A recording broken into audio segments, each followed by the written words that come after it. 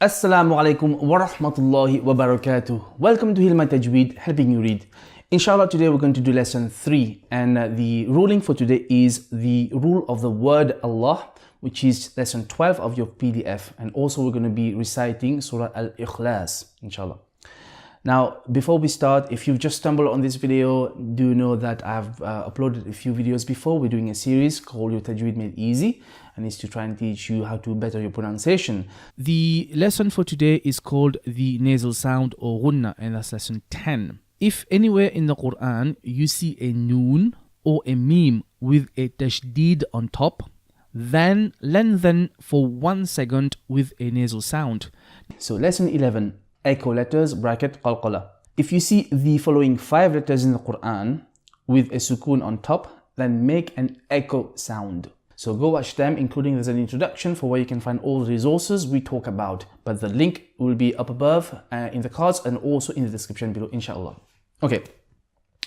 Now, this lesson, Surah Al Ikhlas, and lesson 12, the word Allah. Now, first little thing that you need to know, we always say the ruling of the word Allah. We don't say the ruling of Allah, because this is to do with His being, is one of His name and attributes. This is the crown name. So we never say the rule of Allah.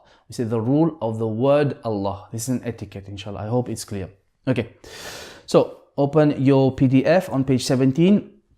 Now, this is one exception in terms of what we know as heavy letters and light letters or flat letters.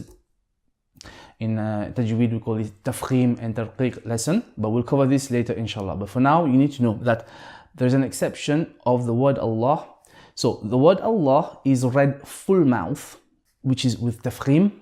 If Fateha, or in Urdu called Zabar, or Dhamma, Pesh, are before it, an empty mouth or flat or light if there is a kasra or zir before it. Let's do some example. Okay, the first word, we have inna and Allah. So the lam of the word Allah will become heavy. So we don't say la but la instead, okay? Why? Now we have a fatha before the word Allah. So inna Allah. We do not say inna Allah, it's inna Allah. Okay? That's why we call making the lam of the word Allah heavy. Okay, so that's one example. And when you have a dhamma in the same situation or pesh, it will also be heavy. In the next word, hududu, and then Allah will become hududullahi, hududullahi, and not hududullahi. That is not correct tajweed wise. Okay, I hope this is clear. Now also, if fatha is on the actual alif of the word Allah, you're going to say Allah and not Allah, which reminds me just to something for you to know. Many people who do adhan, they don't know this ruling, and some scholars say it does apply to adhan as well, some say it doesn't, and Allah knows best. It's best to do so. If you hear adhan and someone says Allahu Akbar, this is not correct. Okay, it should be Allahu Akbar, Allahu Akbar. Okay, right. Now, in the next word, if you have a kasra before the word Allah, now we read the lam of the word Allah, flat or light or empty mouth. So here's how we go. Bismi Allah becomes Bismillah. La flat. Okay, you do not say Bismillah. That is wrong. Okay, so Bismillah.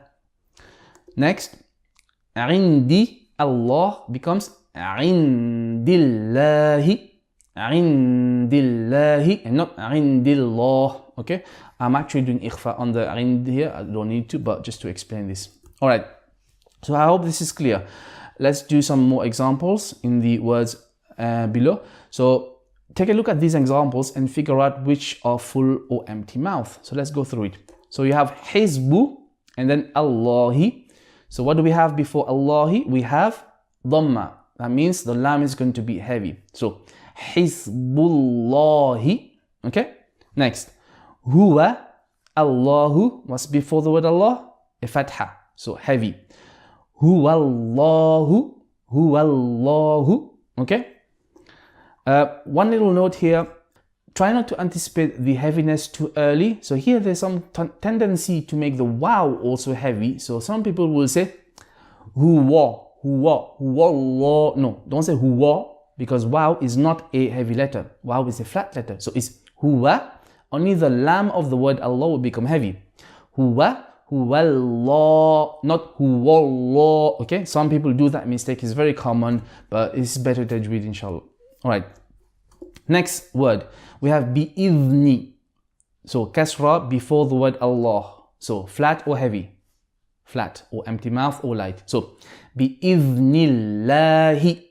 Okay. Next, mina, and then Allah. So fatha before, so heavy. Minallahi. Again here, many people say minal, minna, minna, minal. No, not no. Minna, minallahi. Okay.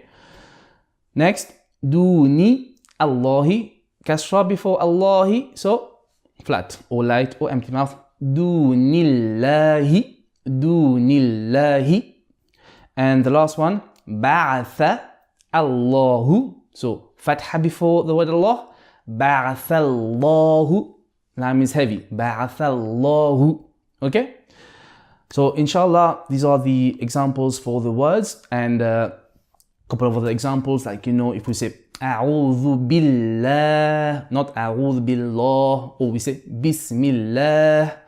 Rasulu, Allah becomes Rasulullah, because dhamma before Allah, sorry, dhamma before the word Allah, and kitabu, Allah, kitabullah. Okay, so inshallah now we're going to practice this tajweed rule in Surah Al Ikhlas, which is the third last surah in the Quran. Surah Al Ikhlas, surah number 112.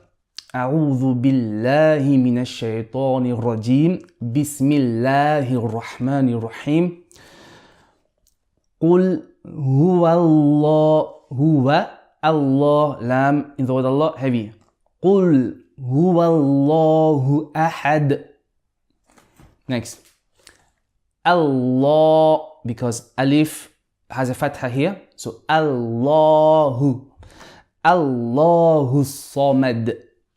Next, lam yalid wa lam yulad wa lam yakul lahu kufuwan ahad. Okay, now there's some other rules in here as well, which we did in the last chapter for Qalqalah, but this is not the focus today, inshallah. So the only two parts you need to focus on is the name or the word Allah. And last point, this lam in the word Allah is the only time, as far as I remember, that the lam will become heavy or light depending on the situation. Anywhere else you find lam in the Quran, there is always going to be flat. This is only an exception for the word Allah. Okay, only in the word Allah, nowhere else. Lam is a flat letter usually. Okay, now let's listen to the Quran. أعوذ بالله من الشيطان الرجيم بسم الله الرحمن الرحيم قل هو الله أحد الله الصمد لم يلد ولم يولد ولم يكن له كفوا أحد. Okay, alhamdulillah, so this was lesson 3. Inshallah, in the next lesson we're going to be doing Surah Al-Lahab, or it's also called Surah Al-Masad, and we're going to do lesson 3 and lesson 4 because it's to do with lengthening for 1 second. Inshallah, stay tuned for that. Okay, so Jazakallahu khairan for watching till now. If you have any comments or questions, leave them for me below. Also remember, we've just started doing this series, so we want to continue and finish the whole book, Your Tajweed Made Easy. So if you want to share this video for those who you think will benefit from it, and also subscribe and give us a comment or any constructive criticism. And if there isn't any mistake, this is from me and Shaitan, but if there's any benefit from it, this is from Allah, so take it, inshallah. And lastly, as you may know, I also have a tech channel called HealMyTech, which has got nothing to do with Islam or Tajweed, but is completely separate, it's its own thing. So please check it out. I'm going to put a link above and in the description below, and do subscribe to that if you feel it will benefit you. Jazakallahu khairan for watching. This was Ash from HealMyTajweed, helping you read. Assalamu alaikum wa rahmatullahi wa barakatuh.